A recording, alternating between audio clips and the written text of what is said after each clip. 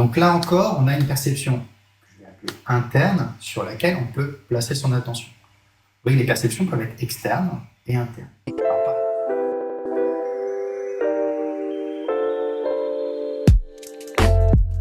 Bonjour à tous et bienvenue dans cette série de vidéos consacrée à l'attention et la concentration. Je suis Jean-Philippe Lachaud et nous allons parler aujourd'hui d'un concept qui va être très utile pour la suite, qui est celui de perception. Alors pourquoi c'est très important de comprendre ce que c'est que la perception? Vous allez voir que ce n'est pas très compliqué. C'est parce que l'attention va toujours se poser sur une cible et cette cible, c'est une perception. Donc si on n'a pas compris ce que c'est qu'une perception, on ne peut pas comprendre ce qu'est l'attention et sur quoi elle se pose, tout simplement. Si quelqu'un vient me voir et me dit « Monsieur, j'arrive pas à être attentif, qu'est-ce que je dois faire ?» La première chose que je vais lui demander, c'est s'il sait à quoi il doit être attentif. S'il ne sait pas à quoi il doit être attentif, s'il n'a pas identifié la cible qu'il devait viser avec son attention, il aura beaucoup de mal à être attentif. C'est comme si vous arriviez sur un stand de tir à l'arc et qu'une personne vous disait « Je comprends pas, aujourd'hui ça marche pas, je mets aucune flèche dans la cible. » Vous regardez et vous dites « Mais en fait, tu sais où elle est la cible ?» Et l'autre dit « Non, en fait, je sais pas où elle est la cible. » Première chose, c'est de trouver sa cible. Une fois qu'on a trouvé la cible, on peut essayer de la viser avec ses flèches. C'est la même chose pour l'attention. Et donc, ça veut dire qu'il faut avoir identifié tout ce à quoi on peut faire attention, c'est-à-dire toutes les perceptions qu'on peut avoir et qu'on peut viser avec son attention. Donc, c'est pour ça que je vais définir avec vous ce qu'est une perception et que ce concept de perception, j'utiliserai encore et encore dans toutes les autres vidéos. Alors, percevoir, que veut dire percevoir? C'est assez simple, ça correspond au vocabulaire courant. Là, je vais prendre un petit bol avec vous. Je pense que vous pouvez percevoir qu'il est rouge. Donc, ça veut dire que vous pouvez percevoir sa couleur. Vous pouvez percevoir également qu'il est plutôt arrondi. Donc, vous percevez bien un mouvement.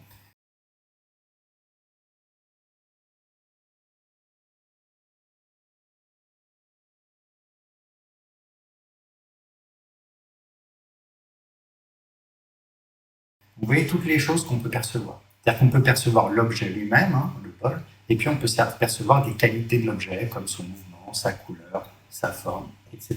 Alors, je ne vais pas distinguer ici perception consciente, perception inconsciente, je serai toujours dans le domaine de la perception consciente. Donc, percevoir, ça veut dire remarquer. C'est-à-dire que vous remarquez qu'il est rouge, et vous remarquez qu'il est rond, et vous remarquez qu'il bouge. Vous êtes capable d'en parler. Si on vous pose une question de quelle couleur est ce bol, et vous êtes capable de dire qu'il est rouge. Donc, vous avez perçu sa couleur.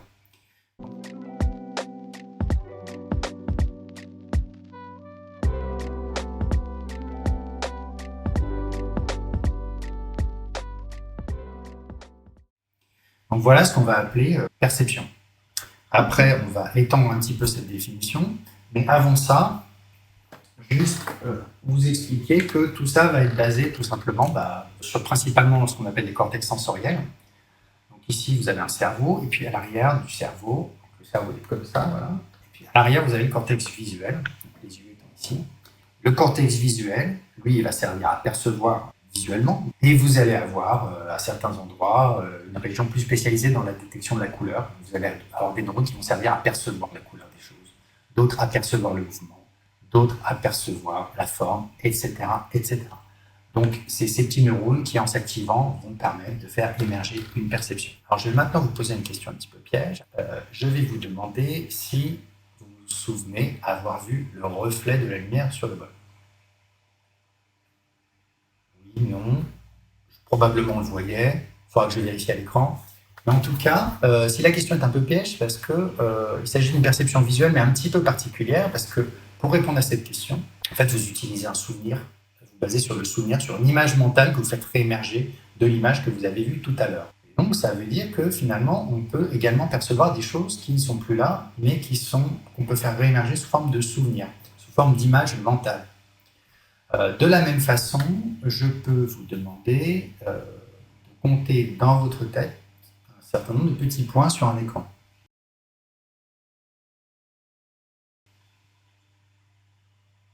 Voilà.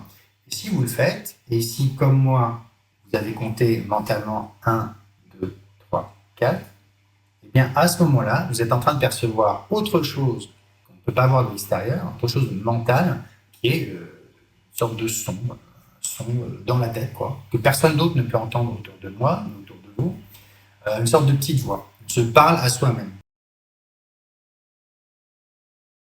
Donc là encore, on a une perception interne sur laquelle on peut placer son attention. Oui, les perceptions peuvent être externes et internes. Par exemple, la couleur de ce bol, ici, eh bien, si j'ai quelqu'un autour de moi qui regarde le bol, eh bien, il va bien percevoir que la couleur du bol est rouge. Il peut l'apercevoir également. Moi, je peux l'apercevoir, il peut l'apercevoir. Donc, on va parler de perception externe. Puis, parce que ça fait référence à quelque chose d'externe, je parlerai de perception interne pour désigner quelque chose qui fait référence à quelque chose qui se passe en moi ou en vous et qui n'est pas accessible de l'extérieur. Alors, pourquoi tout ça est important et pourquoi est-ce qu'il est si important quand on parle d'attention de parler de perception? Eh bien, parce que, comme je vous l'ai dit, percevoir quelque chose, c'est le remarquer. C'est constater que c'est là. Mais non seulement ça, mais c'est également pouvoir y réagir. Donc, si je suis sur l'autoroute en train de déboîter, et si je ne perçois pas que je suis en train de me faire doubler par un véhicule derrière, je risque l'accident. Donc, il va falloir que je perçoive la présence de ce véhicule qui est en train de me doubler. De la même façon, le fait de percevoir va permettre également de corriger. Alors, j'ai un exemple que j'aime bien, qui est celui de la roue. Prenez un enfant qui apprend à faire la roue. Cet enfant, vous allez le voir, il va faire la roue une fois, deux fois, trois fois, et puis la quatrième fois, il fait toujours la même erreur. Par exemple, il n'a pas les jambes assez tendues, etc. Alors, qu'est-ce qui s'est passé? Soit il fait exprès, bon, plus probablement, en fait, il ne se rend pas compte qu'il est en train de faire la roue avec les jambes pliées.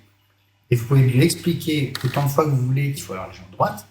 Il faut que lui-même, au moment où il fait la roue, ait une perception du fait que ses jambes ne sont pas droites. Tant qu'il n'a pas trouvé avec son attention cette perception, il ne pourra pas corriger son erreur. Et dès qu'il l'a trouvé, il va pouvoir commencer à corriger et apprendre à faire une roue correcte. Donc c'est pour ça qu'il est si important d'identifier la bonne perception quand vous faites quelque chose, la perception à laquelle il faut faire attention.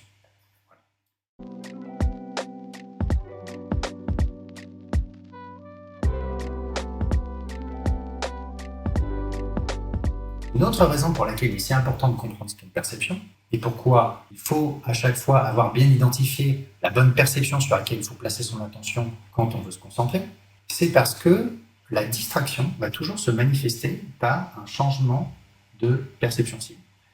C'est-à-dire que avant que vous soyez distrait, votre attention elle est placée sur la bonne perception, et puis tout d'un coup, une autre perception va prendre le dessus, et votre attention va se décaler. Et à ce moment-là, on peut dire que vous êtes distrait, que votre attention est sur ce qu'on appelle un distracteur. Donc, si vous voulez vous reconcentrer, il va être important d'avoir identifié, d'avoir clairement en tête la bonne perception sur laquelle il faut placer votre attention pour la reviser. Exactement de la même façon que la personne avec son arc pourrait à un moment donné, par distraction, commencer à viser la cible d'à côté. Et c'est en se souvenant que sa bonne cible, c'est celle qui est à droite, qu'il redirige son arc et qu'il tire dans la bonne direction.